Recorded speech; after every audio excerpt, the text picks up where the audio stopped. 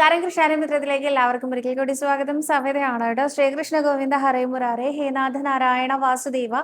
ശ്രീകൃഷ്ണ ഗോവിന്ദ ഹരേ മുരാരേ ഹേനാഥ നാരായണ വാസുദേവ. ശ്രീ ഗുരുവായൂരപ്പ ശരണം ഹരേ. ഇന്നത്തെ സത്സംഗത്തിലേക്ക് എല്ലാവർക്കും ഒരിക്കൽ കൂടി സ്വാഗതം. ഇന്നലെ ശ്രീ ഗുരുവായൂരപ്പൻ ശ്രീലകത്ത് മത്സ്യമൂർത്തിയായിട്ടായിരുന്നു. നല്ല ഭംഗിയുണ്ടായിരുന്നു ഉണ്ണികൃഷ്ണനെ ഇന്നലെ മത്സ്യാവതാര രൂപയായിട്ട്.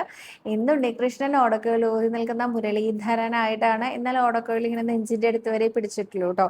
കാരണം ഓടക്കുഴൽ ഊതൽ കഴിഞ്ഞിട്ടാണോ അതോ ഞാൻ ഓടക്കുഴൽ എടുക്കട്ടെ എന്നുള്ള ഭാവത്തിലാണോ എന്നറിയില്ല. എന്തായാലും മുരളീധരനായ പൂന്താനത്തിന് ഏറ്റവും ഇഷ്ടമുള്ള ഭാവമാണ് മുരളീധരനായ ഭഗവാന്റെ കേട്ടിട്ടുണ്ട്. മുരളീധരനായ ഗുരുവായൂരപ്പന്റെ പാദത്തിൽ അനന്തകോടി നമസ്കാരം പറഞ്ഞുകൊണ്ട് കൃഷ്ണപാദമനിശം ഹൃദി ഭാവയാമി, ഹരികൃഷ്ണ പാദമനിശം ഹൃദി ഭാവയാമി. നാളെ ഗുരുവായൂർ ക്ഷേത്രത്തിലെ നാരായണീയ സപ്താഹം തുടങ്ങുകയാണ് കേട്ടോ. തോട്ടം ശ്യാം നമ്പൂതിരിയുടെ വകയാണ്. ഏപ്രിൽ 14 അവസാനിക്കാൻ പാകത്തിന് സപ്താഹം തുടങ്ങുകയാണ്. നാരായണീയമാണ്. ക്ഷേത്രം ആധ്യാത്മിക ഹാളിലാണ്. ആർക്ക് വേണമെങ്കിലും പങ്കെടുക്കാവുന്നതാണ്. അപ്പം നാളെ മുതൽ ആരെങ്കിലും ക്ഷേത്രത്തിലേക്ക് വരുന്നുണ്ടെങ്കിൽ ആധ്യാത്മിക ഹാളിലേക്കും കൂടെ വന്നോളൂ കേട്ടോ. ഫസ്റ്റ് ഫ്ലോറിലാണ്. അത് അയ്യപ്പൻ്റെ നേരെ മുമ്പിൽ 2 നില കാണാൻ പറ്റുമല്ലോ. നേരെ ഇങ്ങനെ വന്നു കഴിഞ്ഞ് പ്രദക്ഷിണം വയ്ക്കുന്ന സമയത്ത് തെക്ക് പടിഞ്ഞാറേ മൂലയിൽ അവിടെയാണ് ആ ഒരു ഗോവണി കാണാൻ സാധിക്കുക. അവിടെയാണ് നാളെ മുതൽ സപ്താഹം നടക്കുന്നത്. അപ്പോൾ ആരെങ്കിലും വരണമെന്നുണ്ടെങ്കിൽ വന്നോളൂ കേട്ടോ. അല്ല, ഈ ഇൻബിറ്റ്വീൻ ഏതെങ്കിലും ദിവസം ആരെങ്കിലും വരുന്നുണ്ടെങ്കിൽ അവിടെ കയറി നമസ്കരിച്ചോളൂ കേട്ടോ. അപ്പോൾ അതാണ് ആദ്യത്തെ വിശേഷം. ഇനി ഇന്ന് പതിവിൽ വിപരീതമായിട്ട് ചോദ്യോത്തരങ്ങൾ എടുക്കുന്നതിന് മുൻപായിട്ട് ഞാനൊരു കഥ പറഞ്ഞാലോ. ആദ്യം ഒരു കഥ പറയാം, എന്നിട്ട് ചോദ്യോത്തരങ്ങൾ എടുക്കാം അല്ലേ. നമ്മളിവിടെ വില്വമംഗലം സ്വാമിയാരെ കുറിച്ച് കേട്ടിട്ടില്ലേ? സ്വാമിയാർക്ക് എപ്പോഴും ഭഗവാനെ ഇങ്ങനെ കാണാൻ സാധിക്കുമായിരുന്നു എന്ന് പറഞ്ഞു കേട്ടിട്ടില്ലേ? ഇതേപോലെ പുരി ജഗന്നാഥ ക്ഷേത്രത്തിനെ കുറിച്ച് കേട്ടിട്ടുണ്ടല്ലോ. പുരിയിൽ ഒരു മാധവദാസ് എന്ന് പറഞ്ഞിട്ടുള്ള ഒരു ആചാര്യൻ ഉണ്ടായിരുന്നു. അദ്ദേഹത്തിന് എപ്പോഴും ഭഗവാനെ കാണാൻ സാധിക്കുമായിരുന്നു. ഒരു ദിവസം അദ്ദേഹം അമ്പലത്തിൽ വരുന്ന സമയത്ത് അദ്ദേഹത്തിന് ഇവിടെ നമ്മൾ വില്വമംഗലത്തിന് എത്രത്തോളം പ്രാധാന്യം നൽകുന്നു, അല്ലെങ്കിൽ അദ്ദേഹത്തിനെ കാണുന്ന സമയത്ത് നമസ്കരിക്കുകയും അദ്ദേഹത്തിന് എത്രത്തോളം ആദരവ് നൽകുന്നു, അത്രത്തോളം ആദരവ് നൽകി പോന്നിരുന്ന ഒരു വ്യക്തിയായിരുന്നു മാധവദാസ് എന്ന് പറഞ്ഞിട്ടുള്ള ആ ഒരു ആചാര്യൻ. അദ്ദേഹം ഒരു ദിവസം പുരി ജഗന്നാഥ ക്ഷേത്രത്തിൽ എത്തുന്ന സമയത്ത് ഭഗവാനെ ഇങ്ങനെ കാണുകയാണ്. ഭഗവാനാണെങ്കിൽ ഒരു ഉദാസീനനായിട്ടായിരിക്കണം. അപ്പോൾ ഭഗവാനോട് ചോദിച്ചു, എന്ത് പറ്റി, ഇന്നൊരു ഉഷാറില്ലല്ലോ എൻ്റെ ഉണ്ണികൃഷ്ണനെ, എന്താ സംഭവിച്ചത് എന്ന്. ഭഗവാൻ പറഞ്ഞു, ഞാൻ ആ വൃന്ദാവനത്തിലെ കാര്യങ്ങളൊക്കെ ആലോചിക്കുകയായിരുന്നു. എന്ത് രസമായിരുന്നു വൃന്ദാവനത്തിലെ ആ കാലഘട്ടം എന്ന് ആലോചിച്ചിരിക്കുകയായിരുന്നു. വൃന്ദാവനത്തിലെ ഓരോ ഗോപികമാരുടെ ഗൃഹങ്ങളിലും കയറി പാലും തൈരും വെണ്ണയും ഒക്കെ കട്ടെടുത്ത് കഴിക്കാൻ വലിയ രസമായിരുന്നു. എനിക്ക് ഭയങ്കര ഇഷ്ടമായിരുന്നു എന്ന് പറഞ്ഞു. അപ്പോൾ മാധവദാസ് ചോദിച്ചു, അതിനിപ്പോൾ എന്താ, ഇവിടെ ചപ്പൻ ഭോഗ് എന്ന് പറയുന്ന രീതിയിൽ ഒരുപാട് വിഭവങ്ങളോട് കൂടിയിട്ടുള്ള നിവേദ്യം അർപ്പിക്കലുണ്ട് ഭഗവാന്. ഇത്ര അധികം നിവേദ്യങ്ങൾ അങ്ങേക്കില്ലേ? ഇതിൽ തൈരുണ്ട്, പാലുണ്ട്, വെണ്ണയുണ്ട്, അത് ചേർത്തുണ്ടാക്കുന്ന മധുര പലഹാരങ്ങളുണ്ട്. ഇതെല്ലാം ഇവിടെയും കിട്ടുന്നുണ്ടല്ലോ. പിന്നെ എന്താണ് അങ്ങയുടെ മനസ്സിൽ ഇത്രയും ഉദാസീന ഭാവം കാണുന്നത് എന്ന് ചോദിച്ചു. അപ്പോൾ പറഞ്ഞു, ഇതിപ്പോൾ എന്താ, എല്ലാ ദിവസവും വന്നാൽ ജയ് ജയ് പുരി ജഗന്നാഥ എന്നൊക്കെ പറയുന്ന കുറേ ആളുകൾ, കുറേ പേര് എനിക്ക് നിവേദ്യ സാധനങ്ങൾ അർപ്പിക്കുന്നു. പിറ്റേന്ന് വരുമ്പോൾ ആളുകൾ മാറുന്നു വെച്ചാലും എൻ്റെ ദിവസേനയുള്ള കാര്യങ്ങൾക്ക് ഒരു വ്യത്യാസവും ഇല്ലാന്നേ, അതേപോലെ തന്നെയാണ് പോയിക്കൊണ്ടിരിക്കണത്. എന്നാൽ വൃന്ദാവനത്തിൽ ഇങ്ങനെയായിരുന്നില്ല കേട്ടോ. ഒരു ദിവസം ഒരു ഗോപിയുടെ ഗൃഹത്തിൽ കയറിയിട്ട് ആ തൈരിന്റെ പാത്രം ഇങ്ങനെ കണ്ടാൽ അതിൽ നിന്ന് തൈര് കട്ട് കുടിച്ചതിന് ശേഷം എറിഞ്ഞുടച്ചു എന്ന് വെക്കുക. പിറ്റേ ദിവസം ചെല്ലുമ്പോഴേക്കേ ആ ഗോപിക തന്നെ ഈ തൈരിന്റെ പാത്രം മച്ചിന്റെ മുകളിൽ കെട്ടിത്തൂക്കിയിട്ട ഭാവത്തിലാണ് ഉണ്ടാവുക. അപ്പൊ അതെങ്ങനെ കൈക്കലാക്കാം എന്ന് ആലോചിക്കണം. അങ്ങനെ ഓരോ ദിവസവും ഓരോ സാഹസിക പ്രവൃത്തികളായിരുന്നു ചെയ്തിരുന്നത്. നല്ല രസമായിരുന്നു. മാധവൻ അതൊന്നും അറിയാത്തോണ്ടാണ് എന്ന് പറഞ്ഞു. അപ്പോൾ അദ്ദേഹം പറഞ്ഞു, അങ്ങനെയാണെങ്കിൽ ഭഗവാനെ, ഇപ്പോ അങ്ങയുടെ ഉദാസീനത മാറ്റാൻ അങ്ങക്ക് എന്താ വേണ്ടത്? എനിക്ക് കട്ട് തിന്നണം, അല്ലാതെ എന്താ വേണ്ടത് എന്ന് ചോദിച്ചു. അങ്ങനെയാണെങ്കിൽ ഈ ജഗന്നാഥിലെ ഈ പുരിയിലെ എല്ലായിടത്തും പോയി അങ്ങേക്ക് കട്ട് തിന്നാലോ. അതിനൊരു കുഴപ്പമുണ്ട് മാധവ. എന്താ കുഴപ്പം? ഇവിടെ എൻ്റെ കൂടെ വൃന്ദാവനത്തിൽ ഉണ്ടായിരുന്ന പോലെ അനേകം കൂട്ടുകാരില്ലല്ലോ. അതാണ് ഇപ്പോഴത്തെ എൻ്റെ ഒരു വിഷമം. ഒരാളെ ഒന്ന് കൂട്ട് കിട്ടിയിരുന്നെങ്കിൽ എനിക്ക് പോയിട്ടൊന്ന് അവിടെ ഇങ്ങനെ കട്ടെടുത്ത് തിന്നുന്നതിൻ്റെ ഒരു രസം അറിയായിരുന്നു എന്ന്. അത് പറഞ്ഞു കേട്ടപ്പോൾ, അതിനാണോ ഇപ്പൊ പ്രയാസം? അങ്ങയുടെ അടുത്തല്ലേ ഇരിക്കണ സുഭദ്ര, അങ്ങയുടെ പ്രിയപ്പെട്ട അനിയത്തി, അപ്പോൾ പറഞ്ഞു നല്ല കഥയായി. ഇവിടെ പണ്ടത്തെ കാലത്തെ പോലെയൊന്നും അല്ല കേട്ടോ, രാത്രിയിൽ വേണം കക്കാൻ ഇറങ്ങാൻ. ഇങ്ങനെ രാത്രിയിൽ ഒരു പെൺകിടാവിനെയും കൊണ്ടിട്ട് കക്കാൻ പോവുക എന്ന് പറഞ്ഞാൽ അതിലൊരു ഔചിത്യക്കുറവില്ലേ എന്ന് ചോദിച്ചു. അത് ശരിയാണല്ലോ. എന്നാൽ വേണ്ട, തൊട്ടടുത്തല്ലേ ബലരാമസ്വാമി ഇരിക്കുന്നത്, അങ്ങയുടെ പ്രിയപ്പെട്ട ജ്യേഷ്ഠനല്ലേ അദ്ദേഹം. അപ്പോൾ ഭഗവാൻ ഇങ്ങനെ വളരെ ഉദാസീന, ഞാനൊന്നും പറഞ്ഞിട്ടില്ല, മാധവ്ജി ഒന്നും കേട്ടിട്ടുമില്ല എന്ന് പറഞ്ഞു. അല്ല അതെന്താ അങ്ങനെ പറയണത്? ഈ ബലരാമേട്ടനെ കുറിച്ച് അറിയില്ലേ? ബലരാമേട്ടൻ ഉണ്ടല്ലോ, ആള് നേരെ പോ നേരെ വാ എന്നുള്ള ആളാണ്. അദ്ദേഹത്തിന് ഈ കട്ട് തിന്നലൊന്നും വലിയ വശമില്ല. അത് മാത്രല്ല കേട്ടോ, ഞാനിപ്പോ ഇങ്ങനെ ഒരു ആഗ്രഹം പറഞ്ഞു, ഏട്ടാ നമുക്ക് ഇവിടുന്ന് എവിടുന്നെങ്കിലും ഒന്ന് കട്ട് തിന്നണം എന്ന് ആഗ്രഹം പറഞ്ഞു എന്ന് വെച്ചാൽ ഇദ്ദേഹം എന്താ ചെയ്യാന്നറിയോ? ഉടനെ ആ മേൽശാന്തിയുടെ സ്വപ്നത്തിൽ പോയിട്ട് അങ്ങോട്ട് പറയും മേൽശാന്തിയോട്, എന്റെ അനിയനെ കട്ട് തിന്നണം എന്ന് ആഗ്രഹം ഉണ്ട് കേട്ടോ, അതിന് വേണ്ട കാര്യങ്ങളൊക്കെ ചെയ്തോളാൻ. ഉടനെ എന്താ ഉണ്ടാവുക? നാളെ പുരിയിലെ ഓരോ ഗൃഹങ്ങളിലും എനിക്ക് വേണ്ട ഇവിടെ ഈ കൊണ്ടുവച്ച് നിവേദ്യ സാധനങ്ങൾ ഉണ്ടല്ലോ, അതൊക്കെ ഒരുക്കി അവിടെ കാത്തിരിക്കും. അപ്പൊ ഇവിടെ നിന്ന് ഇപ്പോ ഒരു സ്ഥലത്തുനിന്ന് കഴിച്ചാൽ മതി, ഇത് ഞാൻ ഓരോ ഗൃഹത്തിലും കയറി കഴിക്കേണ്ട അവസ്ഥ വരും. ഞാനൊന്നും ഒട്ട് പറഞ്ഞിട്ടുമില്ല, അങ്ങൊന്നും ഒട്ട് കേട്ടിട്ടുമില്ല എന്ന് പറഞ്ഞു. എന്നിട്ടും ഭഗവാന്റെ ആ ഉദാസീനത മാറണില്ല കേട്ടോ.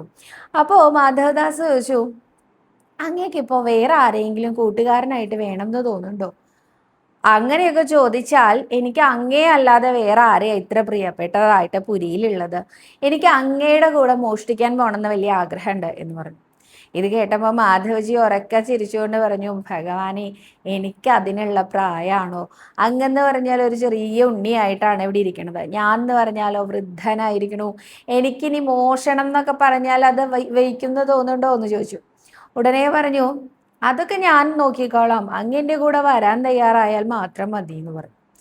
ഇത് കേട്ട ഉടനെ പറഞ്ഞു, എനിക്ക് അതിനൊരു പ്രവൃത്തി പരിചയം ഇല്ലല്ലോ ഭഗവാനെ, മുന്നേ കൂട്ടി മോഷ്ടിച്ചിട്ടുള്ള ഒരു പരിചയം അതൊക്കെ വേണ്ടേ? എനിക്കതില്ലാത്തതുകൊണ്ട് ഞാനിപ്പോൾ എന്താ ചെയ്യുക എന്ന് ചോദിച്ചു. പ്രവൃത്തി പരിചയമൊന്നും വേണ്ട, ഞാൻ പറഞ്ഞു തരണ പോലെ തന്നെ അങ്ങനെ കാണിച്ചാൽ മതി, അത്രേ വേണ്ടൂ എന്ന് പറഞ്ഞു. എന്താ അപ്പം അതിന് ചെയ്യണ്ടേ? ഇതുപോലെ ഉറക്കെ സംസാരിക്കാതിരിക്കുക, അതാണ് ഏറ്റവും ആദ്യം വേണ്ടത് എന്ന് പറഞ്ഞു. ഉറക്കെ സംസാരിക്കാൻ പാടില്ല അല്ലേ? പാടില്ല, വളരെ പതുക്കെ സംസാരിക്കുക, നടക്കുമ്പോൾ ഒന്ന് ചുറ്റുപാടൊക്കെ ഒന്ന് ശ്രദ്ധിക്കുക, ഇത്രേ വേണ്ടു, ബാക്കിയൊക്കെ ഞാൻ നോക്കിക്കോളാം എന്ന് പറഞ്ഞു. ആട്ടെ ഭഗവാൻ ഇപ്പം എന്താ കഴിക്കേണ്ടത്, എന്താ നമ്മൾ കട്ടെടുക്കുക എന്ന് ചോദിച്ചു. എനിക്കൊരു ചക്ക തിന്നാനാണ് ആഗ്രഹം തോന്നുന്നത് എന്നാണ് ഭഗവാൻ പറഞ്ഞത്. ചക്കയോ? അപ്പോ അങ്ങ് എവിടെയെങ്കിലും ചക്ക കണ്ടു വെച്ചിട്ടുണ്ടോ? ഉണ്ടല്ലോ, ഈ നാട്ടിലെ രാജാവിന്റെ പറമ്പില് നല്ല ചക്ക ഉണ്ട്, നല്ല പ്ലാവുണ്ട്, അവിടെ നല്ല ചക്കയുണ്ട്. അതൊന്ന് കിട്ടിയാൽ തിരക്കേടില്ല എന്ന് തന്നെയാ എനിക്ക് തോന്നണേ എന്ന് പറഞ്ഞു. എന്നാൽ ശരി, നമുക്ക് പോവാം. ഇപ്പോഴല്ല, രാത്രിയാണ് കേട്ടോ പോകേണ്ടത്. രാത്രി ഞാൻ വരാം, അത്താഴ പൂജയുടെ സമയത്ത് ഞാൻ ഇവിടെ ഉണ്ടായാൽ പോരെ എന്ന് ചോദിച്ചു മാധവദാസ്. ഉടനെ ഭഗവാൻ പറഞ്ഞു, ഒരു ബുദ്ധി ഇല്ലാലേ, ഈ അത്താഴ പൂജയ്ക്ക് അങ്ങ് ഇവിടെ ഇങ്ങനെ കാത്തു കെട്ടി നിൽക്കുമ്പോൾ, അത്താഴ പൂജയൊക്കെ കഴിഞ്ഞ് നടയടയ്ക്കുമ്പോൾ ആ മേൽശാന്തി പറയില്ലേ, അങ്ങ് എന്തിനാ ഇങ്ങനെ കാത്തു നിൽക്കണത്, പോയിക്കോളൂ നടയടച്ചു എന്ന്. അപ്പൊ ഇനി ഞാൻ എന്താ ചെയ്യുക? തെക്ക് വശത്തെ ഗോപുരം ഉണ്ടല്ലോ, അവിടെ നിന്നാ മതി, അവിടെ അത്ര തിരക്കും ആളും ഒന്നും ഉണ്ടാവില്ല, അങ്ങേ ആരും ശ്രദ്ധിക്കില്ല, ഞാൻ അങ്ങോട്ട് വന്നോളാം എന്ന് പറഞ്ഞു. എന്നാൽ ശരി, അങ്ങനെ ആവട്ടെ എന്ന് പറഞ്ഞ് മാധവ്ജിയും അതുപോലെ തന്നെ ഭഗവാനും മോഷ്ടിക്കാനായിട്ട് തയ്യാറായി. പറഞ്ഞ പോലെ തന്നെ അത്താഴ പൂജയൊക്കെ കഴിഞ്ഞ് നടയടച്ച സമയത്തുണ്ട് ഭഗവാൻ വരുന്നു. ഒരു കറുത്ത വലിയൊരു പുതപ്പ് ഇങ്ങനെ മുകളിലൂടെ ഇട്ടിട്ടുണ്ട് അത്രേ ഭഗവാനെ. ഇപ്പൊ ആ സുന്ദരമായിട്ടുള്ള ഭഗവാന്റെ രണ്ട് മിഴികൾ മാത്രമേ കാണാനുള്ളൂ കേട്ടോ, രണ്ട് കണ്ണുകൾ മാത്രമേ കാണാനുള്ളൂ. അപ്പൊ മാധവ്ജി ചോദിച്ചു, എന്തിനാ ഭഗവാനെ ഇങ്ങനെ മൂടിക്കെട്ടിക്കൊണ്ട് നടക്കണേ? നമ്മളിങ്ങനെ മോഷ്ടിക്കാനല്ലേ പോണത്, എല്ലാവരും ഇങ്ങനെ കണ്ടാൽ വെക്കുവോ? അതുകൊണ്ടാണ് ഞാനിങ്ങനെ എന്നെ ഇങ്ങനെ മൂടിയിരിക്കണേ. അപ്പൊ ഇനി എന്നെ മൂടണ്ടേ ചോദിച്ചു. അത് സാരമില്ല, ഞാൻ നോക്കിക്കോളാം, അങ്ങ് നടന്നോളൂ എന്ന് പറഞ്ഞു. അങ്ങനെ ഇവര് രണ്ടുപേരും കൂടി ആ രാജാവിന്റെ പൂന്തോട്ടത്തിലെ പ്ലാവിന്റെ ചോട്ടിലേക്ക് പോവുകയാണ്. അവര് ഒരു വിധം കഷ്ടിച്ച് ഒന്ന് മതിലൊക്കെ കയറി താഴെ ഇറങ്ങി. ആ സമയത്ത് ഭഗവാനോട് ചോദിച്ചു, എവിടെയാ അങ്ങ് പ്ലാവ് എവിടെയാ കണ്ടത് എന്ന്. ഭഗവാൻ പറഞ്ഞു, പതുക്കെ പറയൂ, പതുക്കെ പറയൂ, ആളുകളെ കേൾക്കില്ലേ, ഇതാണ് മുന്നേ പരിചയമില്ലാത്ത ആൾക്കാരുടെ കൂടെ വന്നാലത്തെ കുഴപ്പമില്ലേ എന്നൊക്കെ ചോദിച്ചുകൊണ്ട് അവരിങ്ങനെ രണ്ടുപേരും കൂടി നടന്ന് പ്ലാവിന്റെ ചോടയെത്തി. പ്ലാവിന്റെ ചോട എത്തിയിട്ട് ഭഗവാൻ പറഞ്ഞു, ദാ ആ ഇടയിൽ കാണുന്ന പ്ലാവിന്റെ ആ ചക്ക ഉണ്ടല്ലോ, അത് നന്നായിട്ട് മൂത്തിട്ട് പാകമായ ഭാഷയിലായിരിക്കണം. അപ്പൊ എന്താ, അതൊന്ന് പോയി എടുക്കാന്നാ ഞാൻ വിചാരിക്കണേന്ന് പറഞ്ഞു. ഉടനെ മാധവദാസ് പറഞ്ഞു, വേണ്ട വേണ്ട വേണ്ട, അങ്ങ് അതിൻ്റെ മുകളിൽ കയറണ്ട. അങ്ങ് ഇപ്പോൾ ഈ ചെറിയ ഉണ്ണിയായിട്ടിരിക്കണ അങ്ങ് ഇതിൻ്റെ മുകളിലൊക്കെ വലിഞ്ഞ് കയറി വല്ല കയ്യോ കാലോ എന്തെങ്കിലും ക്ഷതം പറ്റിയാലോ, നാളെ മേൽശാന്തി വന്ന് നോക്കുന്ന സമയത്ത് ഇത് എന്താ പറ്റിയെന്നുള്ള ചോദ്യം വരില്ലേ, അത് വേണ്ട, ഞാൻ തന്നെ ആവാം എന്ന് പറഞ്ഞു. എന്നാൽ ശരി, അങ്ങ് കയറിക്കോളൂ. ഞാനൊരു കാര്യം ചെയ്യാം, എൻ്റെ ഈ കറുത്ത വസ്ത്രം ഉണ്ടല്ലോ, ഇതിങ്ങനെ ഒന്ന് നീട്ടി ഇങ്ങനെ പിടിക്കാം, ഇതിലേക്ക് ഇട്ട് തന്നാൽ മതി. ആ ചക്ക നിലത്ത് വീണ ആളുകൾ കേൾക്കൂലോ, അതുകൊണ്ട് ശബ്ദം ഉണ്ടാക്കാതെ അങ്ങ് കയറിക്കോളൂ എന്ന് പറഞ്ഞു. അങ്ങനെ അവരെ പതുക്കെ മാധവ്ജി ഇങ്ങനെ മുകളിലേക്ക് കയറുകയാണ് കേട്ടോ. വലിഞ്ഞ് കയറി ഏതാണ്ട് ആ ചക്കയുടെ അടുത്തെത്തിയ സമയത്ത് അദ്ദേഹത്തിന് താഴേക്ക് കണ്ണൊന്നും കാണില്ല കേട്ടോ, കുറച്ച് പ്രായമൊക്കെ ആയിട്ടുണ്ടല്ലോ. അദ്ദേഹം ചോദിച്ചത്, ഈ ചക്കയല്ലേ പറഞ്ഞത് എന്ന് ചോദിച്ചു, ഉറക്കെ അങ്ങോട്ട് ചോദിച്ചു. അത് കേട്ടതും ഭഗവാൻ തലയിൽ കൈവച്ച് കൊണ്ട് പറഞ്ഞു, ഇത്രേ തീർന്നു, എല്ലാവരും ഇദ്ദേഹം ഇപ്പം അറിയിച്ചിട്ട് ഇനി ഈ സംഭവം കൊളാക്കാനുള്ള എല്ലാ ചാൻസും ഉണ്ട് എന്നുള്ള രീതിയിൽ ഭഗവാൻ തലയിൽ കൈവച്ച് നിൽക്കാം. അപ്പോഴതാ ആ തോട്ടം നോക്കുന്ന തോട്ടക്കാരനുണ്ട്, അദ്ദേഹം എഴുന്നേറ്റ് വന്ന് ആ വിളക്കൊക്കെ, റാന്തൽ വിളക്കൊക്കെ പിടിച്ചുകൊണ്ട്, ആരാവിടെ ബഹളം വെക്കുന്നത്, ആരാവിടെ എന്നിങ്ങനെ ചോദിച്ചുകൊണ്ടിരുന്നു കേട്ടോ. അപ്പോൾ ആള് വരുന്നുണ്ടെന്ന് കണ്ടതും ഭഗവാന് മനസ്സിലായി ഇത് എത്ര പന്തിയല്ല, ആൾക്കാർ കൂടിക്കൂടാൻ സാധ്യതയുണ്ട് എന്ന്. അപ്പൊ എന്താ ചെയ്തേ, ഭഗവാൻ ഒറ്റ മുകല മുങ്ങി, അവിടെ പിന്നെ ഭഗവാനെ കാണാനില്ല. ഇതൊന്നും അറിയാതെ മുകളിൽ ഇരുന്നു കൊണ്ട് മാധവദാസ് എന്ത് ചെയ്തു, ആ ചക്ക താഴേക്ക് ഇടാട്ടോ, പിടിച്ചോളൂ പിടിച്ചോളൂ ഭഗവാനെ പിടിച്ചോളൂ എന്ന് പറഞ്ഞുകൊണ്ട് ആ ചക്ക താഴേക്ക് വെട്ടിയിട്ടു. ഈ ചക്ക താഴെ വീണ ശബ്ദം കൂടി ആയപ്പോൾ എവിടെയാണ് ഈ കള്ളൻ ഇരിക്കുന്നതെന്ന് കൃത്യമായിട്ട് മനസ്സിലായി ആ തോട്ടക്കാരന്. തോട്ടക്കാരൻ അങ്ങോട്ട് വന്നു.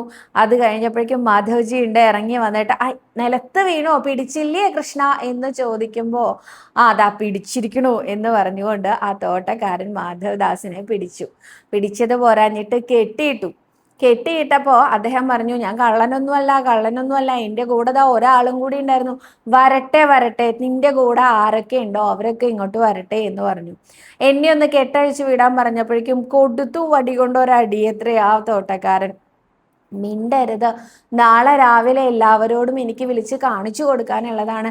ഈ ചക്ക ഇവിടെ ഇരുന്നോട്ടെ, ഇത് വെറുതെ വേണ്ട, തൊണ്ടി മുതൽ എന്നൊക്കെ പറയില്ലേ, കള്ള മുതലാണ്, അതുകൊണ്ട് അത് ഇവിടെ കട്ട മുതൽ, അത് ഇവിടെ ഇരിക്കട്ടെ എന്ന് പറഞ്ഞ് അദ്ദേഹത്തിന്റെ കാൽക്കല് ആ ചക്കയും വെച്ചു. ഭഗവാനെ അവിടെയൊക്കെ ചുറ്റും നോക്കിയിട്ടും എവിടെയും കാണാനില്ല കേട്ടോ. ആ സമയത്ത് പ്രഭാതമായി രാജാവിനോട് കാര്യങ്ങളൊക്കെ ചെന്ന് പറഞ്ഞു. രാജാവിനോട് പറഞ്ഞു, ഒരു കള്ളൻ, അദ്ദേഹം ഇത്തിരി വാർദ്ധക്യം ബാധിച്ച ആളാണ്, അദ്ദേഹം ഒരു ചക്ക മോഷണത്തിനായിട്ട് വന്നിട്ടുണ്ടായിരുന്നു. പക്ഷെ ആ സമയത്ത് ഞാൻ അദ്ദേഹത്തിനെ പിടിച്ചു കെട്ടി ഇപ്പൊ അദ്ദേഹം പറയുന്നത് രാജാവിനെ നേരിട്ട് കാണണം എന്നാണ്. അപ്പൊ അദ്ദേഹത്തിന്റെ ആ ആഗ്രഹം എന്ന നിലയിൽ അങ്ങ് ഒന്ന് വന്നാൽ വളരെ ഉപകാരമായിരുന്നു എന്ന് പറഞ്ഞു. നേരെ രാജാവ് രണ്ടും കൽപ്പിച്ച്, എന്നെ കാണണമെന്ന് പറയുന്ന മോഷ്ടാവ് ആരാണെങ്കിൽ അത് ആരാണെന്ന് അറിയണല്ലോ എന്ന് കരുതിയിട്ട് ഇവിടെ വന്നപ്പോണ്ട് കെട്ടിയിട്ട രൂപത്തിലെ മാധവദാസിനെ കണ്ടു. ഇദ്ദേഹം വേഗം വീണങ്ങോട്ട് നമസ്കരിച്ചിട്ട് ചോദിച്ചു, ഗുരു അങ്ങേക്ക് എന്താ പറ്റിയത്, അങ്ങ് എന്തിനാണ് ഇങ്ങനെ രാത്രി കാലത്ത് ഇവിടെ വന്നത് എന്ന് ചോദിച്ചുകൊണ്ട് രാജാവ് നേരിട്ട് അദ്ദേഹത്തിന്റെ കെട്ടഴിക്കുക കേട്ടോ. കാരണം അദ്ദേഹം അവിടെയൊക്കെ ഫേമസ് ആയിട്ടുള്ള ആളാണ്, ഈ തോട്ടക്കാരനെ അദ്ദേഹത്തിനെ അറിയാത്തതുള്ളൂ. അപ്പോൾ അദ്ദേഹം വളരെ ഉത്തമനായ ഭക്തനാണെന്നും ഭഗവാനെ നേരിട്ട് കാണാൻ കഴിവുള്ള ആളാണെന്നും ഒക്കെ അറിയുന്ന ആൾക്കാരാണ് അവിടെയുള്ളവർ. അപ്പോൾ മാധവദാസ് പറഞ്ഞു, അങ്ങേക്ക് തോന്നുന്നുണ്ടോ ഈ പ്രായത്തില് ഈ ചക്ക എനിക്ക് വേണ്ടപ്പെട്ട ഒരു സാധനമാണെന്നും അത് ഞാൻ മോഷ്ടിച്ചെടുക്കുമെന്നും എനിക്ക് വേണച്ചാ അങ്ങയോട് ചോദിക്കായിരുന്നു എന്ന് പറഞ്ഞു. അപ്പോൾ രാജാവ് പറഞ്ഞു, ഞാനും അതല്ലേ പറയണത്, അങ്ങേക്ക് എന്നോട് ചോദിച്ചാൽ അങ്ങ് ഇരിക്കുന്നിടത്തേക്ക് ഞാൻ ഈ ചക്ക എത്തിച്ചു തരുമായിരുന്നു, എന്താ സംഭവിച്ചത് എന്ന്. അങ്ങനെ മാധവദാസ് ഉണ്ടായ കാര്യങ്ങളൊക്കെ പറഞ്ഞു കേട്ടോ. ഭഗവാനാണ് പറഞ്ഞത് ഈ പ്ലാവിൻ്റെ മുകളിൽ നിന്ന് ഈ ചക്ക അദ്ദേഹത്തിന് വേണം എന്ന്. രാജാവ് രണ്ടാമതൊന്നും ചിന്തിച്ചില്ല. ആ ചക്ക നിൽക്കുന്ന ആ ഒരു പറമ്പുണ്ടല്ലോ, അല്ലെങ്കിൽ ആ ഒരു തോട്ടം, അത് മുഴുവൻ പുരി ജഗന്നാഥന്റെ പേരിൽ എഴുതി വെച്ചു എന്നാ പറയണത്. അപ്പോൾ എന്നിട്ട് ആ ചക്കയും കൊണ്ട് ഭഗവാന്റെ കാൽക്കൽ സമർപ്പിച്ച് അദ്ദേഹം നമസ്കരിച്ചു. അത് കഴിഞ്ഞ അടുത്ത ദിവസം മാധവദാസ് സാധാരണ പോലെ ക്ഷേത്രത്തിലേക്ക് വന്നപ്പോൾ അവിടെ നോക്കുമ്പോൾ അവിടെ ഭഗവാനെ കാണാനില്ല. അവിടെയൊക്കെ ചുറ്റും പരിധി നോക്കുമ്പോൾ ഭഗവാൻ അവിടെയൊന്നും ഇല്ല. ഈ പുരി ജഗന്നാഥ ക്ഷേത്രം ഒരു കടൽ തീരത്താന്ന് നമുക്കൊക്കെ അറിയാലോ. അദ്ദേഹം നോക്കി വരുമ്പോണ്ട് ആ കടലിന്റെ തിരയിലേക്ക് കാലും നീട്ടി വെച്ച് അവിടെ ഇരിക്കണ്ട ഭഗവാൻ. അപ്പോൾ മാധവദാസ് നേരെ ചെന്ന ഭഗവാന്റെ തൊട്ടടുത്തായിട്ട് ഇരുന്നു. എന്നിട്ട് ചോദിച്ചു, എന്താ ഇന്നിപ്പോൾ ഇവിടെ വന്നിരിക്കാൻ കാരണം എന്ന് ചോദിച്ചു. ആ സമയത്ത് ഭഗവാൻ പറഞ്ഞു, ഇന്നലെ രാത്രി ഉണ്ടല്ലോ ഇങ്ങനെ ബഹളം വെച്ചത് കൊണ്ടല്ലേ എനിക്കിപ്പോൾ അവിടെ കാത്തു നിൽക്കാൻ പറ്റാഞ്ഞത്. മാധവദാസ് ഉറക്കെ ചിരിച്ചുകൊണ്ട് പറഞ്ഞു, ഒരു വിരോധവും ഇല്ല. ഒരു ചക്ക എടുക്കാൻ പോയ അങ്ങയൊക്കെ ആ ചക്ക നിൽക്കുന്ന പറമ്പ് മൊത്തത്തിൽ എഴുതി കിട്ടിയില്ലേ? ഇപ്പോ അത് ആരുടെ പേരിലാ? ഇത് മുഴുവൻ ഭഗവാന്റെ പേരിലാ. അവിടെ ഉണ്ടാവുള്ള ചക്ക മുഴുവൻ അങ്ങേക്ക് നേദിക്കാൻ തയ്യാറാക്കി വെച്ച് കൊണ്ടുവരും എന്നുള്ളത് അങ്ങനെയാണ് നിയമം എന്ന് പറഞ്ഞു. അത് കേട്ടപ്പോൾ ഭഗവാൻ പറഞ്ഞു, എന്നാലും. അപ്പോൾ മാധവജി വിചാരിച്ചു, അദ്ദേഹത്തിന് തല്ല് കിട്ടിയല്ലോ, അദ്ദേഹത്തിനെ കെട്ടിയിട്ടല്ലോ, അതിലുള്ള സങ്കടം കൊണ്ട് ഭഗവാൻ പറയുകയാണെന്ന്. ഒരെന്നാലും ഇല്ല ഭഗവാനെ, ചക്കയൊക്കെ വേണ്ടുവോളം കിട്ടിയില്ലേ, പിന്നെ എന്താ വിഷമിക്കണേ എന്ന് ചോദിച്ചു. അല്ല, എനിക്ക് ആ കട്ട് തിന്നുന്നതിൻ്റെ സുഖം ഉണ്ടല്ലോ, അതെന്താന്നുള്ളത് അറിയാൻ അല്ലെങ്കിൽ അങ്ങേ അറിയിക്കാൻ എനിക്ക് പറ്റിയില്ലല്ലോ. അപ്പോഴേക്കും പിടിക്കപ്പെട്ടില്ലേ. ഞാനിപ്പോൾ ആലോചിക്കുകയായിരുന്നു, അടുത്ത ദിവസം അതായത് ഇന്ന് രാത്രി എങ്ങോട്ടാ പോവേണ്ടത് എന്നിങ്ങനെ ആലോചിച്ചിരിക്കുകയായിരുന്നു അങ്ങേയും കൂട്ടിയിട്ടത്. ഇതങ്ങോട്ട് കേട്ടതും മാധവദാസ് അവിടെ നിന്ന് എഴുന്നേറ്റിട്ട് പിന്നെ തിരിഞ്ഞു നോക്കാതെ ഓടിയെന്നാ പറയണേ. ഓടുന്ന ഓട്ടത്തില് അദ്ദേഹം പറഞ്ഞു ഇത്രേ, ഞാനേ ഈ കളവ് നിർത്തിയിരിക്കണു, ഇതെന്റെ ആദ്യത്തെ അവസാനത്തെയും കളവാണ്. അങ്ങ് കൂട്ടിനായിട്ട് വേറെ ആരെയെങ്കിലും വിളിച്ചുകൊണ്ട് പോകുന്നതാണ് നല്ലത്. ഒരിക്കൽ തന്നെ തടി കഴിച്ചിലായി പോയത് വലിയ കാര്യമായി പോയി ഭഗവാനെ എന്ന് പറഞ്ഞുകൊണ്ടാണ് അത്രേ ആ വൃദ്ധ ഭക്തൻ ഓടിപ്പോയത്. അപ്പോൾ ഇങ്ങനെ രസകരമായിട്ടുള്ള ഒരു കഥ ഇന്ന് രാവിലെ കേട്ടതാട്ടോ. ഈ കഥ കേട്ടതും എനിക്ക് ഓടി വന്ന് നിങ്ങൾ എല്ലാവരോടും പറയണമെന്ന് തോന്നി. അപ്പോൾ എനിക്ക് ചോദ്യങ്ങളും ഉത്തരങ്ങളൊക്കെ എടുക്കുന്നതിന് മുമ്പ് ഓടി വന്ന് കഥ പറയാനാണ് തോന്നിയത്. അതുകൊണ്ടാണ് ഓടി വന്ന് ആദ്യം ഞാൻ കഥ പറഞ്ഞത് കേട്ടോ. അപ്പം ഇത്തരം രസകരമായ കഥകൾ ഇനിയും നമ്മളെ തേടിയെത്തട്ടെ അല്ലേ. നമുക്ക് അത് എല്ലാവരുമായിട്ട് പങ്കുവയ്ക്കാം അല്ലേ. അപ്പോൾ ഇന്നത്തെ ചോദ്യം നോക്കാം കേട്ടോ. ആദ്യത്തെ ചോദ്യം അർച്ചന എന്ന ഭക്തയാണ് ചോദിച്ചിരിക്കുന്നത്. നമസ്കാരം ചേച്ചി, ഹരികൃഷ്ണ. വിശ്വരൂപം കെട്ടുമ്പോൾ ദക്ഷിണയൊക്കെ എങ്ങനെയാണ് കൊടുക്കേണ്ടത്? പിന്നെ വിശ്വരൂപം കെട്ടിക്കഴിഞ്ഞാൽ നടക്കിൽ നിന്ന് തൊഴുമ്പോൾ ആ കുട്ടിയെ മാത്രമാണോ നിർത്തി തൊഴാൻ അനുവദിക്കുന്നത്? അല്ല കേട്ടോ, ആ കുട്ടിയെ മാത്രമല്ല, കുട്ടിയുടെ പാരൻസോ ആരൊക്കെയാണോ ആ വിശ്വരൂപം കാണാനായിട്ട് ആ കുട്ടിയുടെ കൂടെ വരുന്നത് അവരെല്ലാവരെയും അവിടെ വലിയ കൊടിമരത്തിൻ്റെ ചുവടെയുള്ള വലിയ ബലിക്കല്ലിൻ്റെ അവിടെ നിന്ന് കണ്ടു തൊഴാൻ സാധിക്കും നമുക്ക് എല്ലാവർക്കും. ഒപ്പം ആ കണ്ട് തൊഴുത് അതിനുശേഷം ആ കുട്ടിയെ വീണ്ടും പ്രദക്ഷിണമായിട്ട് നടത്താനായിട്ട് കൊണ്ടുപോകും. ആ സമയം നമ്മൾ കൂടെയുള്ള ആളുകൾക്ക് നാലമ്പലത്തിനകത്തേക്ക് കയറി തൊഴുത് അവിടെ ഗണപതിയെ തൊഴുത് പ്രദക്ഷിണം വെച്ച് പുറത്തേക്ക് കടന്ന് വടക്ക് ഭാഗത്തേക്ക് കടന്നതിന് ശേഷം നമ്മളവിടെ ചെന്നാൽ മതി. അതായത് നമ്മളവിടെ വേഷം കെട്ടുന്നിടത്തേക്ക് വീണ്ടും ചെന്നാൽ മതി. അപ്പം നമുക്ക് എല്ലാവർക്കും തൊഴാനുള്ള ഒരു അവസരവും കൂടി ഈ വിശ്വരൂപം കെട്ടുന്നതിൻ്റെ കൂടെ ഉണ്ടാവും. ദക്ഷിണ കൊടുക്കേണ്ടത് വെച്ചാൽ ദക്ഷിണ കൊടുക്കണം. ആദ്യം തന്നെ അവർ പറയാ വിളക്കത്ത് പണം വെക്കൂ എന്നാണ്. വിളക്കത്ത് പണം വെക്കുന്നത് ഗുരുവായൂരപ്പന് കൊടുക്കുന്ന ദക്ഷിണയാണ്. അത് എത്രയെന്നൊന്നുമില്ല കേട്ടോ, നിങ്ങളുടെ യഥാശക്തി എത്രയാന്ന് വെച്ചാൽ അത് ആദ്യം വേഷം കെട്ടുന്നതിന് തൊട്ട് മുമ്പായിട്ട് കത്തിച്ചു വെച്ച നിലവിളക്കിൻ്റെ താഴെയായിട്ട് വെക്കുക. അതിനുശേഷം വേഷം കെട്ടലൊക്കെ കഴിഞ്ഞ് ഗുരുവായൂരപ്പനെയൊക്കെ കണ്ടതിന് ശേഷം അവരുടെ കൈ കൊണ്ട് തന്നെ ഇത് ഭണ്ഡാരത്തിൽ ഇടിയിപ്പിക്കും. അതിനുശേഷം തിരിച്ച് അങ്ങോട്ട് ചെന്ന് കഴിഞ്ഞ് എത്ര പേരാണോ വേഷം കെട്ടാനും സഹായിയായിട്ടും ഒക്കെ അവിടെ ഉണ്ടായിരുന്നത് അവർക്ക് എല്ലാവർക്കും ദക്ഷിണ നൽകാറുണ്ട്. ആശാനും ദക്ഷിണ നൽകാറുണ്ട് കേട്ടോ. ഇതൊന്നും എന്താ പറയുക നിർബന്ധമുള്ള കാര്യമല്ല, പക്ഷെ ഇതൊക്കെയാണ് നമ്മളെല്ലാവരും ചെയ്യാറുള്ളത്, അത്രയേ ഉള്ളൂ. അടുത്തതായിട്ട് അമൃത എന്ന ഭക്തയാണ് പറഞ്ഞിരിക്കുന്നത്. ചേച്ചി, മിക്കപ്പോഴും വീടിൻ്റെ അടുത്തുള്ള ശ്രീകൃഷ്ണ ക്ഷേത്രത്തിൽ പ്രദക്ഷിണം വെക്കുമ്പോൾ മഞ്ചാടി കയ്യിൽ തടയും, കാലിൽ തടയും. അത് എടുക്കാൻ പാടില്ല. ഉണ്ണികൃഷ്ണനെ ഓടിക്കളിക്കുകയാണ്. ആ ഓടിക്കളിക്കുന്നതിൻ്റെ കൂടെ മഞ്ചാടിയും കൊണ്ട് ഓടിക്കളിക്കുന്നതാണ്. ഞാൻ മഞ്ചാടിയെക്കുറിച്ച് ഒരുപാട് പറഞ്ഞില്ലേ. ഗുരുവായൂരപ്പനെ ഏറ്റവും പ്രിയപ്പെട്ടതാണ് മഞ്ചാടി. ഈ മഞ്ചാടി കൊണ്ട് കളി മാത്രമല്ല, ഭഗവാൻ പലർക്കും അനുഗ്രഹം കൊടുക്കാനും കൂടി കരുതി വെച്ചിരിക്കുന്നതാണ്. അപ്പം നമ്മളത് എടുത്തുകൊണ്ട് വരണ്ട കേട്ടോ. അടുത്തതായിട്ട് ബേബി ഉണ്ണി എന്ന ഭക്തയാണ് പറഞ്ഞിരിക്കുന്നത്. സവിത, എനിക്ക് മുട്ടുവേദന ഉള്ളതുകൊണ്ട് മുട്ട് മടക്കി നമസ്കരിക്കാൻ വയ്യ. നിന്നുകൊണ്ട് വിളക്കിന് മുന്നിൽ നിന്നുകൊണ്ട് നെറ്റി മുട്ടിച്ച് നമസ്കരിക്കാൻ പറ്റുമോ? പറ്റും. ഞാനിതിന് മുമ്പും പറഞ്ഞിട്ടുള്ളതാണ്. കിടപ്പ് രോഗികൾക്ക് പോലും നമസ്കരിക്കാം. നിങ്ങളുടെ നെറ്റി ഒന്നും മുട്ടിച്ചാൽ അത് നമസ്കാരമായിട്ട് സ്വീകരിക്കുന്നവനാണ് നമ്മുടെ ഉണ്ണികൃഷ്ണൻ. മനസ്സുകൊണ്ട് നിങ്ങൾ ഓരോരുത്തരും നമസ്കരിച്ചോളൂ കേട്ടോ. അടുത്തതായിട്ട് ഞാനിങ്ങനെ സകാമ ഭക്തിയെക്കുറിച്ചും നിഷ്കാമ ഭക്തിയെക്കുറിച്ചും ഒക്കെ ഇന്നലെ പറഞ്ഞിട്ടുണ്ടായിരുന്നു. അപ്പോൾ ഇന്നലെ അതിൻ്റെ അടിയിൽ വന്ന ഒരു കമൻറ്റാണ്. പത്മാവതി വേണുഗോപാൽ എന്നാണ് പറഞ്ഞിരിക്കുന്നത് ID കാണുന്നത്. കുചേലൻ ഒന്നും ചോദിക്കാതെ കൊടുത്തില്ലേ, അതുകൊണ്ട് നമ്മളും ഒന്നും പറയണ്ട എന്ന് പറയുന്നുണ്ട്. അത് ശരിയാണോ എന്നാണ് ചോദ്യം. നമുക്ക് കുചേലനാവാൻ സാധിക്കുമോ എന്നതാണ് ഏറ്റവും ആദ്യത്തെ ചോദ്യം. കുചേലൻ ഒന്നും ആവശ്യപ്പെട്ടിട്ടില്ല. ഗുരുവായൂരപ്പനെ നേരിട്ട് കണ്ടിട്ട് പോലും അദ്ദേഹം ഒന്നും വേണമെന്ന് പറഞ്ഞിട്ടില്ല.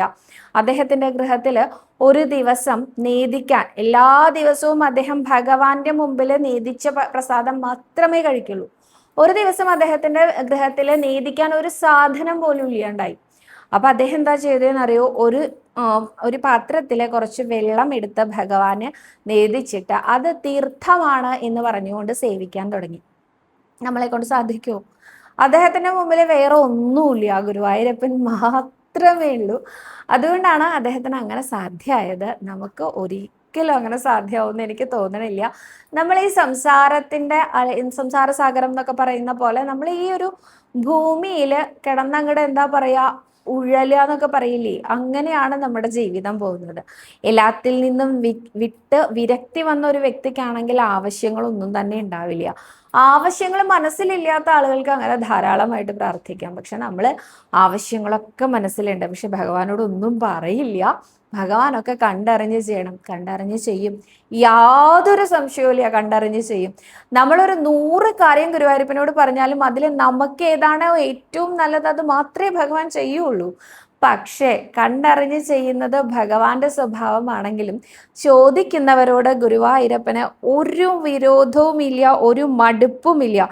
അവൻ കണ്ടില്ലേ, ഒരുപാട് ആവശ്യപ്പെടുന്നവനാണ്, അല്ലെങ്കിൽ ആവശ്യങ്ങളെ കൊണ്ട് എന്നെ ബുദ്ധിമുട്ടിക്കുന്നവനാണ്. ഒരിക്കലും ഭഗവാൻ പറയില്ല, അവന് ഇതൊക്കെ ചോദിക്കാൻ ഞാനല്ലാതെ ആരാ ഉള്ളത്, എന്നോടല്ലാതെ എൻ്റെ ഭക്തൻ വേറെ ആരോടാ ചോദിക്കുക.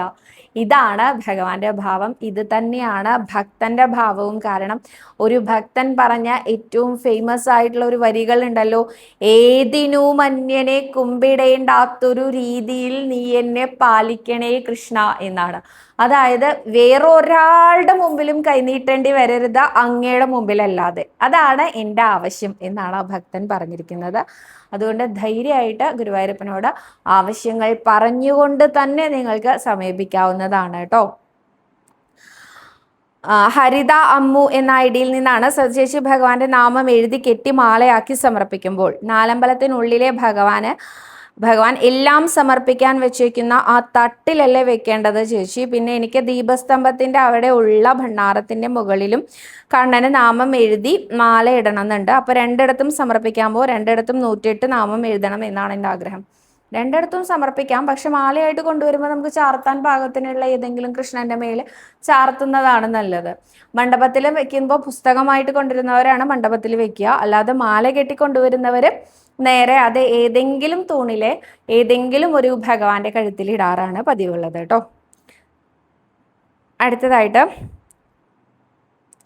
അടുത്ത ചോദ്യം ഞാൻ വായിക്കാം. അതിൻ്റെ ഉത്തരം നിങ്ങൾ അറിയുന്ന എല്ലാവരും താഴെ കമൻറ്റ് ചെയ്തോളൂ കേട്ടോ. കാരണം എന്താണെന്ന് വെച്ചാൽ അങ്ങനെ ഒരു സജഷനും നമുക്ക് വന്നിട്ടുണ്ട്. അറിയുന്ന ചോദ്യം, അതായത് ഞാൻ വായിക്കാം. സവിത, ആവർത്തിച്ചു വരുന്ന ചോദ്യങ്ങളും പറഞ്ഞിട്ടുള്ള മറുപടികളും വീണ്ടും വരുമ്പോൾ ഇന്നത്തെ ചോദ്യം എന്ന് പറഞ്ഞുകൊണ്ട് ഞങ്ങളോട് ചോദിക്കൂ. അപ്പോൾ അതിനുള്ള കമൻറ്റ് അറിയാവുന്നവർ എല്ലാവരും അയക്കും. ഇല്ലെങ്കിൽ ആവർത്തനങ്ങൾ വന്നുകൊണ്ടേയിരിക്കും. എന്നിട്ടൊരു വീഡിയോ നീലാംബരിയുമായി വരൂ, നീലാംബരി എവിടെയോ മുങ്ങിപ്പോയി എന്ന്. നീലാംബരിയുമായി വരാം. അപ്പോൾ ഇന്ന് ആവർത്തിച്ച ചോദ്യമാണ് ഞാൻ പറയാൻ പോകുന്നത്. കുറേ ചോദ്യങ്ങൾ ആവർത്തിക്കുന്നുണ്ട്. ഇന്ന് തന്നെ എനിക്കൊരു 3-4 ചോദ്യം ആവർത്താനുണ്ട്. എന്തായാലും ഈ ചോദ്യത്തിന് നിങ്ങൾക്ക് അറിയുന്ന ഉത്തരം നിങ്ങൾ താഴെ കമൻറ്റ് ചെയ്യൂ. സ്വദേശി കുറച്ചു നേരം നാമം ചൊല്ലുമ്പോൾ തന്നെ മനസ്സ് എങ്ങോ പോകുന്നു, ഏകാഗ്രത കിട്ടുന്നില്ല. കൂടാതെ നാമം ജപിക്കുമ്പോൾ കോട്ടുവായി വരുന്നു. എന്തുകൊണ്ടാണ് ചേച്ചി അങ്ങനെ? മനസ്സ് ഏകാഗ്രത കിട്ടാനും ഈ കോട്ടുവായ വരാതിരിക്കാനും എന്താ ചെയ്യേണ്ടത്? പ്ലീസ് റിപ്ലൈ തരണേ എന്നാണ് അദ്വൈത എന്ന ഭക്ത ചോദിച്ചിരിക്കുന്നത്. അല്ല, അദ്വൈത് സിജു എന്ന ഭക്തൻ ചോദിച്ചിരിക്കുന്നത് കേട്ടോ. അപ്പോൾ തീർച്ചയായിട്ടും നിങ്ങൾക്ക് അറിയാവുന്ന ഉത്തരം നിങ്ങൾ ഓരോരുത്തരും പറഞ്ഞോളൂ കേട്ടോ. ഇനി അടുത്ത ഒരു ചോദ്യം, അതും നിങ്ങളോടുള്ള ചോദ്യമാണ്. സവിത, നാരായണ കവചം ചൊല്ലുന്നതിനായി എന്തൊക്കെ ചിട്ടകളുണ്ട് എന്ന് ഒന്ന് പറയാമോ? സന്ധ്യാസമയം ചൊല്ലാമോ എന്നാണ്. ഈ രണ്ട് ചോദ്യങ്ങൾക്കുള്ള ഉത്തരം ഞാൻ പ്രേക്ഷകർക്ക് വിടുന്നു. പ്രേക്ഷകർ പറഞ്ഞോളൂ. അറിയാവുന്ന എല്ലാവരും താഴെ കമൻറ്റ് ചെയ്യൂ. ഇനി ഒരു കാര്യം കൂടി എനിക്ക് പറയാനുള്ളത്, നിങ്ങൾ കമൻറ്റ് ചെയ്യുമ്പോൾ ഒഫൻസീവായിട്ട് കമൻറ്റ് ചെയ്യരുത്. ഇന്നലെ ഒരാൾ വളരെ വിഷമത്തോടു കൂടി, അതായത് വളരെ ദേഷ്യത്തോടു കൂടി ഉത്തരം പറഞ്ഞിരിക്കുന്നതായിട്ട് കണ്ടു. അതായത് അച്ഛന് വയ്യാതെ ഹോസ്പിറ്റലായതുകൊണ്ട്, ഫാദർ ഇൻ ലോക്ക് വയ്യാതെ ഹോസ്പിറ്റലിലായതുകൊണ്ട് മാസം തൊഴിൽ മുടങ്ങിപ്പോകുമെന്ന് പേടിച്ചിട്ട് ഒരു ചേച്ചി, അത് ബുദ്ധിമുട്ടാവോ അല്ലെങ്കിൽ അത് ഏതെങ്കിലും തരത്തിലുള്ള ദോഷമാവുമോ എന്ന് ചോദിച്ചൊരു ചേച്ചി എനിക്ക് മെസ്സേജ് അയച്ചതിൻ്റെ മറുപടിയായിട്ട്, അച്ഛനെ നോക്കുന്നതല്ലേ വലിയ കാര്യം, നല്ല കാര്യം, അതല്ലേ അവനവൻ്റെ കർമ്മം ചെയ്യുന്നതിൽ എന്താണ് ഇത്ര ദോഷം, എന്ത് സില്ലി ക്വസ്റ്റ്യൻ ആണ്. അങ്ങനെ പറയരുത് കേട്ടോ. സില്ലി ക്വസ്റ്റ്യൻ എന്ന് പറഞ്ഞ ഒരു ക്വസ്റ്റ്യനേ ഇല്ല. നമ്മുടെ മനസ്സിൻ്റെ ഉള്ളിലെ ആദി, അത് പലപ്പോഴും മറ്റുള്ളവർക്ക് സില്ലി ആയിട്ട് തോന്നാം, പക്ഷെ അത് നമ്മുടെ ആദിയല്ലേ, നമ്മുടെ വിഷമല്ലേ, നമ്മുടെ ബുദ്ധിമുട്ടല്ലേ. അപ്പം അതിനെ അങ്ങനെ എന്താ പറയുക, എനിക്കും അങ്ങനെ പല ആൾക്കാരെ ഞാൻ ഒഴിവാക്കിയിട്ടുണ്ട് ചോദ്യങ്ങൾ ചോദിക്കുമ്പോൾ. അതായത് പേഴ്സണലി നമ്പറിലേക്ക് വിളിച്ച് ചോദ്യം ചോദിക്കുമ്പോൾ പല ചോദ്യങ്ങൾക്കും എനിക്ക് ഉത്തരം പറയാൻ തോന്നാറില്ല. അത് പക്ഷേ ഞാൻ ആവർത്തിച്ച് അവരോട് ഉത്തരം പറഞ്ഞിട്ട് വീണ്ടും അവർ ആദി എന്ന് പറയുമ്പോഴാണ് ഞാൻ പറയാറ്, നിങ്ങൾക്ക് ഒന്നിലോ വിശ്വസിക്കാം അല്ലെങ്കിൽ എന്നെ വിളിക്കാതിരിക്കാം. നിങ്ങൾ ഞാൻ പറയുന്ന ആൻസറിനെ വിശ്വസിക്കാൻ തയ്യാറല്ലെങ്കിൽ എന്തുകൊണ്ട് എന്നോട് ചോദിക്കേണ്ട ആവശ്യമില്ലല്ലോ. നിങ്ങൾക്ക് സ്വയം അങ്ങനെ അത് ഭയങ്കര ഒഫൻസീവാണ്, ഞാൻ ചെയ്യാൻ പാടില്ലാത്ത പാപമാണെന്ന് തോന്നുന്നുണ്ടെങ്കിൽ നിങ്ങൾ അത് ആ രീതിയിൽ എടുക്കൂ. അതല്ല ഇതിനൊരു പരിഹാരം പറഞ്ഞു തരുമെന്നാണെങ്കിൽ ഞാൻ പറഞ്ഞു തരുന്ന പരിഹാരം കുറച്ചെങ്കിലും നിങ്ങൾ ഉൾക്കൊള്ളണം. അല്ലെങ്കിൽ എന്നെ വിളിക്കരുത്, അങ്ങനെ തന്നെ പറഞ്ഞ് ഞാൻ ഒഴിവാക്കിയിട്ടുണ്ട്. അത് നിവർത്തിക്കേടോണ്ടാണ്. പക്ഷെ നിങ്ങൾ ആൻസർ പറയുമ്പോൾ ഒഫൻസീവായിട്ട് പറയരുത്. സവിത, ഞാൻ പറഞ്ഞ മറുപടിയാണ് ഓൾറെഡി, അത് നിങ്ങളൊന്ന് നല്ല രീതിയിൽ താഴെ കമൻറ്റ് ചെയ്താൽ വളരെ ഉപകാരം കേട്ടോ. എനിക്ക് നല്ല സജഷനായിട്ട് തോന്നിയതാ. ആവർത്തിക്കുന്ന ക്വസ്റ്റ്യൻ അറിയാവുന്നവരേക്ക് വിടൂ എന്ന് പറഞ്ഞപ്പോൾ ശരിയാണല്ലോ അല്ലേ. എല്ലാവരും എല്ലാ വീഡിയോസും കാണുന്നവരാണ്. അപ്പം നിങ്ങൾ അറിയാവുന്നവർ അതിന് താഴെ കമൻറ്റ് ചെയ്യൂ. ഒപ്പം അടുത്ത ആവർത്തിക്കപ്പെടാത്ത ചോദ്യങ്ങൾ എടുക്കൂ, എന്നിട്ട് കുറച്ച് കഥകൾ പറയൂ എന്നാണ് പറഞ്ഞിരിക്കുന്നത്. അപ്പം അത് ഞാൻ ആ സജഷനെ സ്വീകരിച്ചുകൊണ്ടാണ് ഇങ്ങനെ പറഞ്ഞു കേട്ടോ. അടുത്തതായിട്ട്, നമസ്കാരം സവിത, ഞാൻ ഓൺലൈനായി നാരായണീയം പഠിക്കുന്നുണ്ട്. ഇപ്പോൾ പോലെ ആയതിനാൽ പഠിക്കാൻ പറ്റുമോ? ഇതിന് മറുപടി തരണേ. ഇതും നിങ്ങൾക്ക് മറുപടി പറയാവുന്നതാണ്. പുലയോ വാലായ്മയോ ഉള്ളപ്പോൾ ഞാൻ നാരായണീയം പഠിക്കണ്ടെന്നാണ് പറയാറുള്ളത്. ശുദ്ധം നോക്കണം എന്നാട്ടോ എൻ്റെ അഭിപ്രായം. അടുത്തതായിട്ട് നീതു പി എന്ന ഭക്തയാണ് ചോദിച്ചിരിക്കുന്നത്. സവിത, എൻ്റെ അമ്മ നന്നായിട്ട് വരയ്ക്കും. അമ്മ ശ്രീകൃഷ്ണൻ്റെ പല പല പോസിലുള്ള പടങ്ങൾ 20 എണ്ണം വരച്ച് ഗുരുവായൂരപ്പനെ സമർപ്പിക്കണം എന്ന് ആഗ്രഹിക്കുന്നുണ്ട്. അത് എങ്ങനെയാണ് ചെയ്യുക? ഇപ്പോൾ അമ്മ 14ാമത്തെ ചിത്രം വരച്ചിരിക്കുകയാണ്. ഉത്തരം തരുമോ? നേരെ കൊടിമരത്തിൻ്റെ ചുവടെയുള്ള ഭണ്ണാരത്തിൻ്റെ മുകളിൽ സമർപ്പിക്കാം. അതല്ലെങ്കിൽ ഈ 20 എണ്ണം ഒക്കെ ഒന്നിച്ച് വലിയതായിട്ട് ഫ്രെയിം ചെയ്യാൻ ഉദ്ദേശിക്കുന്നുണ്ടോ? അതോ എങ്ങനെയാണ് അതിൻ്റെ വലിപ്പം വളരെ വലുതാണെങ്കിൽ അത് നമുക്ക് ക്ഷേത്ര മാനേജറെ സമീപിച്ചുകൊണ്ട് തന്നെ ഇങ്ങനെ ഒരു സമർപ്പണം ഉണ്ടെന്ന് പറയാം. അതെങ്ങനെയാണ് വേണ്ടതെന്നുള്ളത് ചിത്രങ്ങളുടെ വലിപ്പത്തിനനുസരിച്ച് ചെറിയ സാധാരണ ഒരു ചിത്രം മാത്രമാണ്, അല്ലെങ്കിൽ ഒരു 20 ചിത്രം മാത്രമാണെങ്കിൽ കൊടിമരത്തിൻ്റെ ചുവടെയുള്ള ഭണ്ണാരത്തിൻ്റെ മുകളിൽ സമർപ്പിക്കാം. അതല്ലെങ്കിൽ നാലമ്പലത്തിനകത്തേക്ക് പ്രവേശിക്കുന്ന സമയമാണെങ്കിൽ നാലമ്പലത്തിനകത്തെ മണ്ഡപത്തിൻ്റെ അവിടെയും സമർപ്പിക്കാം. അതെവിടെ വേണം എന്നുള്ളത് ഭക്തൻ്റെ ഇഷ്ടമാണ് കേട്ടോ. അടുത്തതായിട്ട് ഗംഗാദേവി എന്ന ഭക്തയാണ് പറഞ്ഞിരിക്കുന്നത്. എൻ്റെ 2 കാലിൻ്റെ മുട്ടും മാറ്റിവെക്കൽ ശസ്ത്രക്രിയ നടത്തിയതാണ്.